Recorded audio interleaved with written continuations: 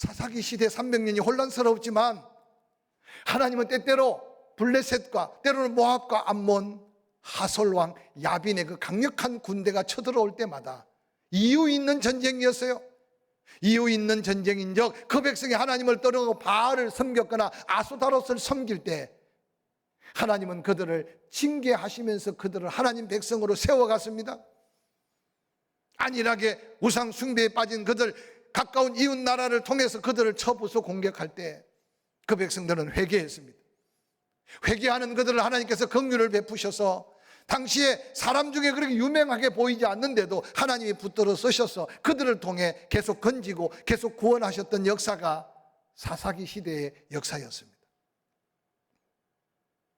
그런데 안타깝게도 그들은 하나님의 은혜를 망각하고 지금 그들이 그들답게 사는 것이 그들 자신의 힘이고 그들 자신의 능력이고 그들도 조금만 더 뭔가 보강하면 이웃 나라와 어깨를 겨룰 만한 강력한 군대, 강력한 정치적 리더십을 가질 수 있다고 생각하게 되었습니다. 오늘 그때 일어난 사건을 성경을 통해서 우리에게 도전하고 있습니다. 사무엘상 13장 1절 2절은 이렇게 소개합니다. 사울이 왕이 될 때 40세라 그가 이스라엘을 다스린 지 2년 되는 해 이스라엘 사람 3,000명을 택하여 그 중에 2,000명은 자기와 함께 믹마스와 베델산에 있게 하고 1,000명은 요나단과 함께 베냐민 기브아에 있게 하고 남은 백성은 각기 장막으로 보내니라. 40세가 되었을 때 이스라엘의 초대 왕이 된 사울, 얼마나 영광스럽습니까? 하나님께 처음 부름받았을 때 지파 중에 가장 작은 베냐민 지파, 이름 없는 가문에 속한 나를 하나님이 택해 주셨습니까? 처음에 사울은 겸손했어요. 근데 어느 날 한 번, 두 번 전쟁을 치러가면서 그의 마음속에 자만심이 싹트기를 시작했습니다. 이스라엘의 전쟁은 우리나라의 민족사와 비슷한데 한 번도 선제 공격을 한 적이 별로 없어요. 하나님은 평강의 하나님이지만 늘 그들이 범죄해서 이웃 나라가 쳐들어오면 하나님은 약하지만 강한 자로 그 백성을 지켜주고 보호하고 구원해 주셨어요. 그런데 오늘 본문에 사울이 왕이 되자마자 필요할 때 하나님이 감동된 사람이 모여서 하나님의 이름으로 싸워서 전쟁에 승리했던 홀리워 거룩한 전쟁의 비결을 그들은 생각하지 않았어요. 이웃 나라 왕들이 멋지게 군대를 만들고 그 군대가 보기 좋게 나라를 지키는 것에 유혹을 받은 거죠. 그래서 왕을 구했어요. 왕이 되자마자 사울은 필요할 때마다 감동된 자로 싸우게 하셨던 하나님의 전쟁 방법이 아니라 상비군을 모집한 거예요. 오늘 본문에 보니까 많은 군사들 중에 3,000명, 오늘에 말하면 특수병을 모집하고 2,000명은 자기 주변에, 그리고 1,000명은 아들 요나단에게 맡겨줬습니다. 오늘 본문의 위기의 시작은 사무엘상 13장 3절에 이런 말씀이 기록되어 요나단이 게바에 있는 블레셋 사람의 수비대를 치매 블레셋 사람이 이를 들은지라 라고 기록하고 있습니다. 오늘 요나단이 1,000명의 정예군을 이끌고 그러면 강력한 블레셋의 변방 국경 수비대를 공격했는데 블레셋의 국경 수비대가 무너져 버린 거죠. 그 소리를 듣고 이미 그동안 숱한 블레셋과의 전쟁에서 고통을 당했던 이스라엘 백성들, 사울 왕이 멋져 보였어요. 사울 왕이 앞장세운 군대들 강력하게 보였어요. 그래서 사울 왕이 나팔을 부니 주변에 많은 사람들이 불릴 듯 일어났어요. 그런데 놀랍게도 그렇게 용기백배하게 일어난 이스라엘 군대가 결론적으로 승리가 아니라 하나님 앞에 엄청난 비극의 결과를 가져온 것이 오늘 본문의 결론적인 내용입니다. 요나단 그가 1,000명의 군사로 블레셋 수비대를 쳐부술 때 누구를 위한 싸움이었으며 무엇을 위한 전쟁이었을까 생각해 보아야 합니다. 이스라엘은 항상 싸울 때마다 싸움이 시작되면 하나님께 물었습니다. 그래서 하나님 앞에 응답을 받고 그리고 하나님의 사람이 앞장서서 그 전쟁에 나아가 믿음의 방법으로 하나님이 주신 힘으로 이기는 것이 거룩한 전쟁, 믿음의 전쟁, 하나님이 함께 하심의 승리의 전쟁. 그래서 그러한 전쟁을 홀리워 거룩한 전쟁이라고 불러왔습니다. 오늘 본문에 그 백성 선조들이 걸어왔던 숱한 위기를 극복하는 방법과 오늘 이 요나단이 선제 공격을 펼침으로 블레셋 군사들이 다시 반전을 일으켜 전면전이 일어난 사건은 성경의 그 어떤 전쟁과 다르다는 사실을 눈여겨보아야 합니다. 사무엘상 13장 3절 4절은 이렇게 기록합니다. 사울이 온 땅에 나팔을 붑니다. 이르되 히브리 사람들은 들으라, 하나님의 백성들은 들으라. 온 이스라엘이 사울이 블레셋 사람 수비대를 친 것을 소문 듣고 이스라엘이 블레셋 사람들의 미움을 받게 되었다함을 듣고 그 백성이 길갈로 모여 사울을 따랐다라고 기록하고 있습니다. 한해 맺힌 블레셋과의 관계, 왕을 구해서 든든한 사울 왕이 하나님보다 눈에 보이는 왕이 더 강력해 보였고, 하나님의 방법보다 사울이 뽑은 첨단 부대 그 상비군이 더 강력해 보였고, 그 아들 요나단이 용감하게 늘 블레셋에게 공격만 당했는데 이제 먼저 공격한 이 상황을 듣고 엄청난 열정이 불붙어 오르기 시작했습니다. 그때 블레셋은 그냥 있었던 게 아닙니다. 본문 사무엘상 13장 5절에 블레셋 사람들이 이스라엘의 공격을 받고 싸우려고 모였습니다. 그런데 놀랍게도 병거가 3만이요 마병이 6천이요 백성은 해변에 모래같이 많더라. 그들이 올라와 베다인 동쪽 믹마스에 진을 치고 호시탐탐 이제 공격 태세를 갖추고 있는 것이 오늘 본문의 내용입니다. 병거가 3만, 마병이 6천, 백성은 이스라엘의 군대와 비교가 안 되는 엄청난, 또한 당시에 블레셋과 이스라엘은 문화적인 차이가 어느 정도냐, 블레셋은 이미 철기로 병기를 만들어서 전쟁의 무기가 최첨단화되어 있었는데 이스라엘은 청동기 문화 속에 있는 문화적 차이도 극복할 수 없는 차이였습니다. 블레셋의 군사들이 전면전을 준비할 때 그때서 비로소 상황 파악이 된 이스라엘 백성들, 사무엘상 13장 6절에는 이렇게 이어서 기록합니다. 이스라엘 백성들이 그 상황을 보고 위급함을 느낍니다. 절박함에 빠집니다. 그래서 일부 군인들은 굴과 수풀과 바위 틈과 은밀한 곳에 웅둥이에 숨기 시작합니다. 어떤 히브리 사람들은 요단 건너편 동쪽 지금의 요르단 땅으로 도망을 갑니다. 사울은 아직 길갈에 있고 그를 따르는 모든 백성들은 두려움에 사로잡혀 떨고 있었다라고 기록하고 있습니다. 이런 절박한 상황 속에 사울의 한 걸음 한 걸음 행동하는 삶의 모습이 오늘을 살아가는 위기 속에 우리의 삶의 거룩한 도전의 메시지가 여기 있습니다. 사무엘상 13장 8절에 사울은 사무엘이 정한 기한 대로 이레 동안 기다렸으나 사무엘이 길갈로 오지 아니하며 백성이 사울에게서 흩어지기 시작했다, 성경에 기록하고 있습니다.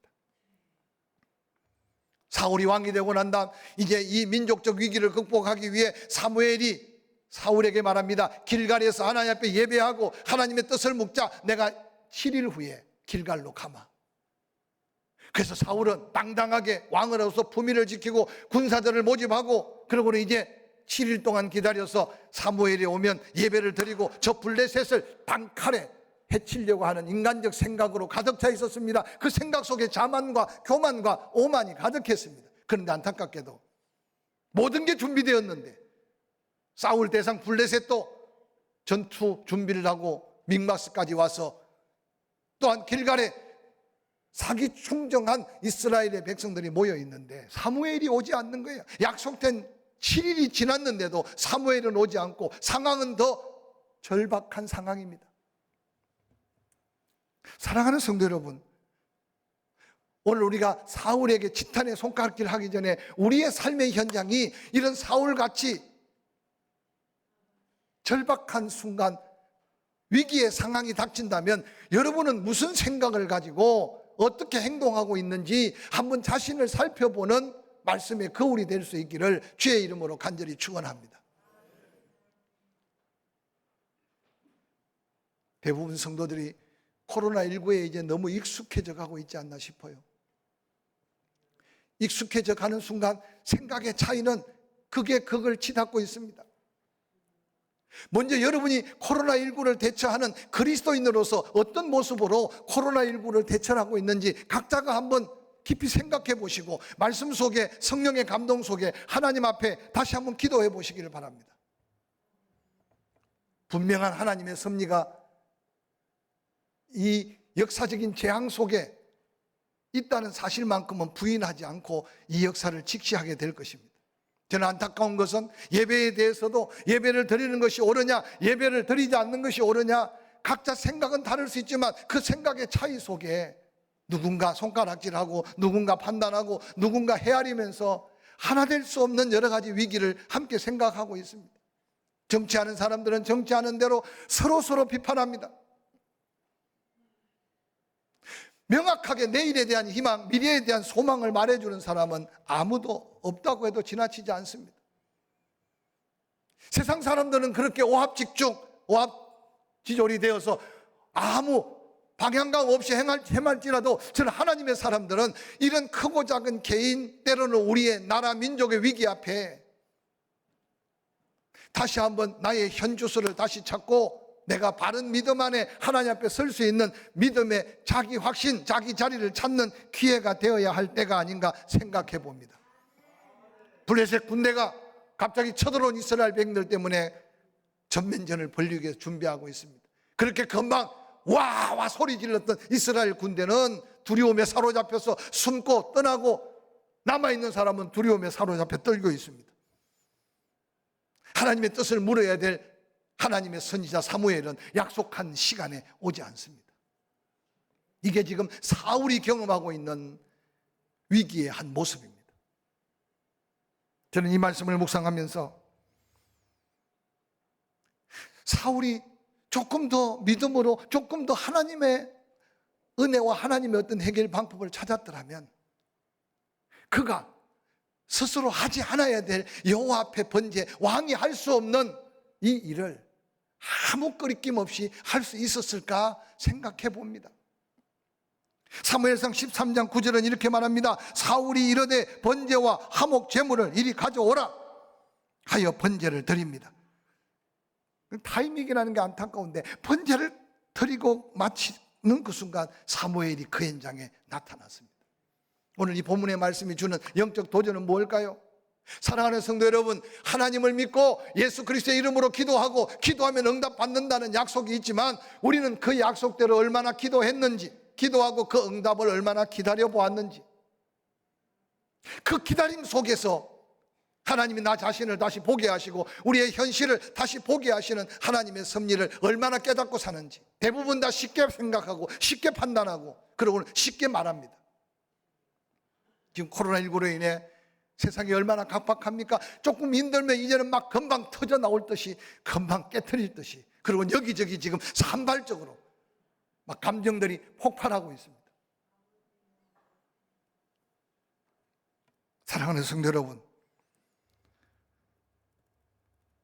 블레셋이 그렇게 강력하게 지금 전쟁 전면전을 준비하고 그렇게 사기 충정했던 이스라엘 백성들 한순간에 그들의 물거품처럼 두려워 떨고 있고, 하나님의 사람 사무엘은 약속을 지키지 않고 제 날짜에 오지 않고 이러지도 못하고 저러지도 못한 사울, 하나님이 사울에게 원하시고 계심이 무엇일까를 생각한다면 우리의 개인의 삶, 우리의 가정, 때로는 나라와 민족을 바라보면서 이 나라에 정말 모두가 다 혼돈 속에 두려워 떨며 원망하고 불평할지라도 정말 하나님의 은혜를 입어야 될 하나님의 사람들, 하나님의 교회만큼은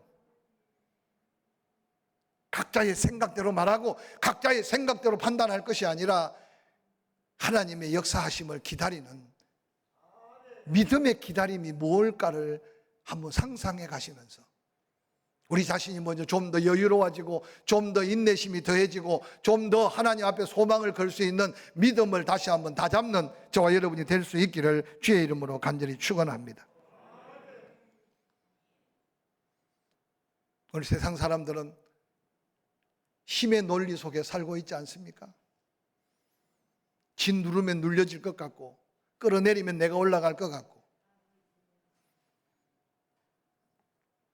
오늘 사울, 그가 왕이 되었고 그가 뽑은 정예군들, 그의 용맹스러운 아들 요나단, 사기 충정한 이스라엘 백성들, 하나님이 도와주시지 않아도 당장 블레셋을 쳐부술 수 있을 만 같은 호락호락해 보이는 블레셋, 그게 오늘 우리가 직면하고 있는 세상이고 우리가 때로는 직면해야 될 세상의 위기라는 사실을 한번 기억해 보시기를 바랍니다.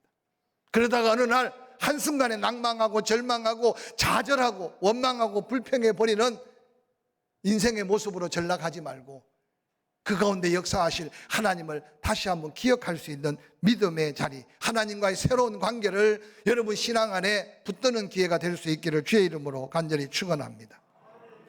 보스턴 지역에 A.J. 골든 목사님이라는 유명한 설교가가 있었습니다. 교회도 꽤 컸습니다. 목사는 늘 설교에 지쳐 있습니다. 설교 끝나면 또 설교해야 되잖아요. 그래서 이 목사님도 한 번은 설교를 준비하는데 너무 몸이 지쳐서 잠시 졸았대요. 근데 꿈을 꿨대요. 꿈속에도 여전히 설교하려고 강단에 섰는데 교회에 그냥 사람들이 산이 내로 모였대, 그날따라. 그래서 막 정신을 설교를 하는데 예배당 한가운데 전에 보이지 않던 30대 초반 젊은이가 눈을 반짝반짝 떠서 예배를 살피고 있더래요.